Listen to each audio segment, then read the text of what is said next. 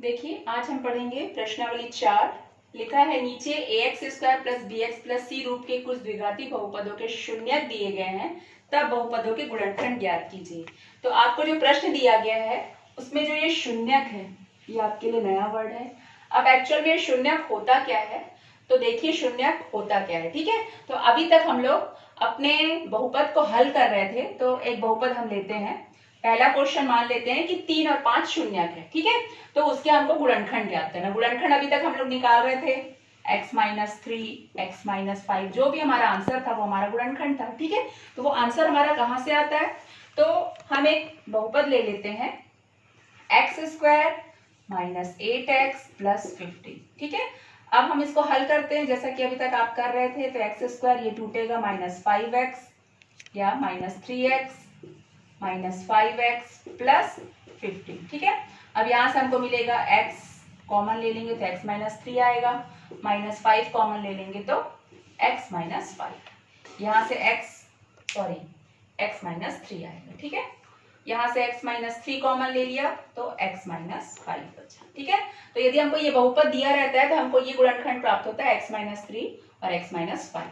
अब ये शून्यक है क्या, तो जब द्विघाती बहुपद को बराबर 0 लगाकर हम हल करते हैं तब ये हमारा बन जाता है वर्ग समीकरण। ठीक है, तो ये शून्यक आता कहां से, अब देखिए तो जब ये वर्ग समीकरण बन रहा है तो यहाँ पर हमको x की 2 वैल्यू मिलेगी। जब हम इसको और आगे हल करेंगे तो हमको x की 2 वैल्यू मिलेगी। तो कैसे मिलेगी, एक बार x-3 बराबर 0 करेंगे, एक बार इसको इसके बराबर 0 और एक बार इसको इसके बराबर 0।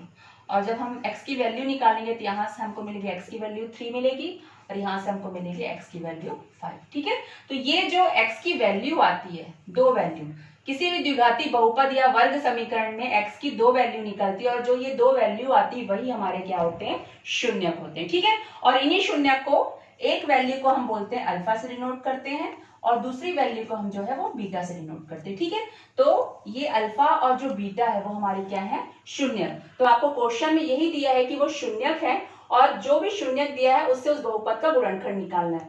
तो यदि हमारा शून्यक 3 और 5 निकला था तो हमारे बहुपद का गुणनखंड क्या था, x-3 और x-5। बस यही हमको बताना है कि यदि 3 दिया है तो 3 को इधर पक्षांतरण करेंगे तो हमको x-3 मिलेगा, मतलब हमारा एक गुणनखंड ये होगा। और यदि 5 दिया है, 5 को इधर पक्षांतरण करेंगे मतलब हमारा एक गुणनखंड ये होगा। मतलब यदि प्लस में है तो हमारा गुणनखंड मिलेगा x-3 और x-5।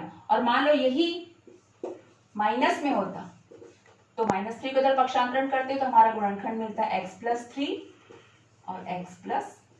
बस यही आपको हल करना है। बहुत छोटा सा सवाल है कि शून्यक दिए हुए हैं और उस शून्यक को देखकर आपको क्या बताना है, गुणनखंड। ऐसे सवाल प्रश्न जो आपके एग्जाम होते हैं उसमें बहुविकल्पी प्रश्न में दिए रहता है कि यदि आपके शून्यक ये हैं तो उसके गुणनखंड ज्ञात कीजिए। तो इस प्रकार से आप क्या करेंगे, गुणनखंड को ज्ञात करेंगे। ठीक है, और सवाल ले सकते हैं हम, तो सवाल को लेते हैं। और तो पहला सवाल जैसे है आपका, ये पहला तो बता दी मैंने। दूसरा सवाल जैसे तीसरा सवाल है, तीसरा सवाल है आपका 1/2 और -1/2, ये आपके शून्यक है।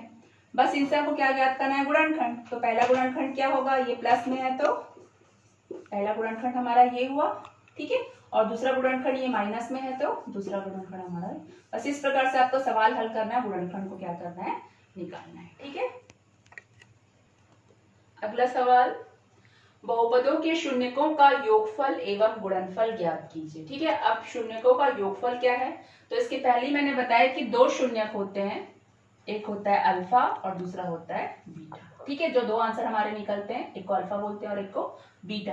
तो जैसा कि लिखा है कि शून्यकों का योगफल, तो शून्यकों का योगफल अल्फा प्लस बीटा होगा और शून्यकों का गुणनफल मतलब अल्फा इंटू बीटा होगा। ठीक है, तो शून्यकों का योगफल मतलब अल्फा प्लस बीटा, तो इसकी जो वैल्यू होती है वो होती है -b/a। इसको हम -b/a के रूप में लिखते हैं। आप लोग इसको ध्यान रखेंगे और उतार लेंगे कि अल्फा प्लस बीटा बराबर होता है -b/a और अल्फा इंटू बीटा बराबर होता है c/a। ठीक है, ठीक, अल्फा प्लस बीटा बराबर -b/a और अल्फा इंटू बीटा बराबर c/a। ठीक है, अब ये BAC है क्या, तो अब बताते हैं कि ये BAC क्या है। तो जो हमको बहुपद दिए गए हैं या जो भी वर्ग समीकरण दिया गया है उसको हम मानक रूप से तुलना करते हैं। ठीक है, अब मानक रूप क्या है? तो मानक रूप ax square plus bx plus c बराबर 0 से तुलना करने पर। ठीक है, तो ax जो हमारा ये समीकरण है और ये जो समीकरण है, ठीक है, बराबर 0 छोड़ दो, ax square plus bx plus c से तुलना करने पर, ये हमारा मानक समीकरण है। तो इसे जब हम तुलना करेंगे तो देखिए a मतलब x स्क्वायर का गुणांक, b मतलब x का गुणांक और c मतलब आपका अचर। ठीक है, तो यहाँ x स्क्वायर गुणांक कुछ नहीं मतलब क्या है? 1 है। तो जब हम तुलना करेंगे तो हमको a b c की वैल्यू निकालनी, क्योंकि हमारा अल्फा प्लस बीटा बराबर होता है माइनस बी बटा ए और अल्फा इंटू बीटा बराबर होता है सी बटा ए। ठीक है, तो बस कुछ नहीं करना है, मानक रूप से तुलना करेंगे तो यहाँ से हमको मिलेगा a बराबर 1। ठीक है, चूंकि यहाँ पर सभी प्लस में है तो कोई दिक्कत नहीं है, तो यहाँ से b से मिलेगा b बराबर 10 और यहाँ पर मिलेगा c बराबर 24। ठीक है, a बराबर 1, b बराबर 10 और c बराबर 24 हमने तुलना की। तो बस अब बस अल्फा प्लस बीटा मतलब शून्यकों का योगफल ज्ञात करना। यहाँ पर आप लिख सकते हैं शून्यकों का योगफल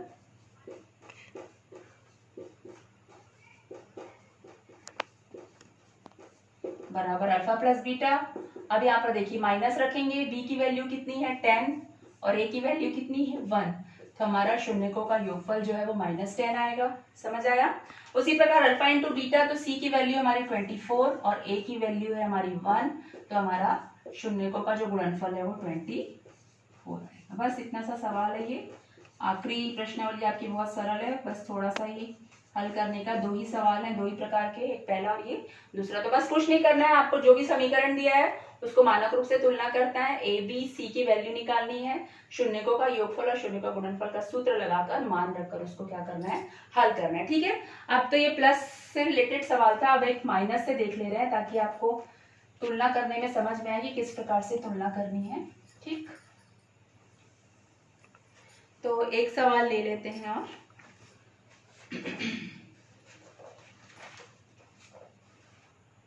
अब हम अगला सवाल लेते हैं 2x square minus 7x minus 9। ठीक है, इसको भी मानक रूप ax square plus bx plus c से तुलना करने पर। अब देखिए यहाँ पर a की वैल्यू क्या होगी? यहाँ पर हमको मिलेगी a की वैल्यू 2। अब यहाँ पे ध्यान दीजिएगा, है ना, यहाँ पर b की देखिए हमारा सब प्लस में है, ठीक है, पर जब हमारा ये क्वेश्चन है तो माइनस में, मतलब ये जो माइनस है वो इस 7 का चिन्ह है और ये माइनस जो है वो इस 9 का, उसके आगे का चिन्ह हमेशा उस संख्या का चिन्ह होता है। तो जब हम तुलना करेंगे b से b की, तो b बराबर हमको मिलेगा -7। यहाँ पर बहुत बच्चे गलती करते हैं, वो केवल 7 लिख के छोड़ देते हैं। आपको 7 नहीं लिखना है, यहाँ पर -7 है, इसलिए b जो है वो किसके बराबर होगा? -7 के, और c भी किसके बराबर होगा? -9 के। ठीक है, इस चीज को ध्यान रखेंगे, चिन्हों के साथ में आप वैल्यू लिखेंगे, माइनस है तो माइनस के साथ प्लस है तो प्लस को तो हम लिखते नहीं है। अब बस अल्फा प्लस बीटा शून्यकों का योगफल मतलब -b/। अब देखिए यहाँ पे माइनस लगाएंगे क्योंकि पहले से ही है और b की वैल्यू -7 है, तो हम यहाँ पर b की वैल्यू माइनस है, माइनस पहले से लगाया, b की वैल्यू -7 है इसलिए b की जगह -7 लिखा और a की वैल्यू है 2, तो हमने 2 लिखा। माइनस माइनस क्या हो गया? प्लस, मतलब 7/2, मतलब शून्यकों का योगफल हो गया 7/2।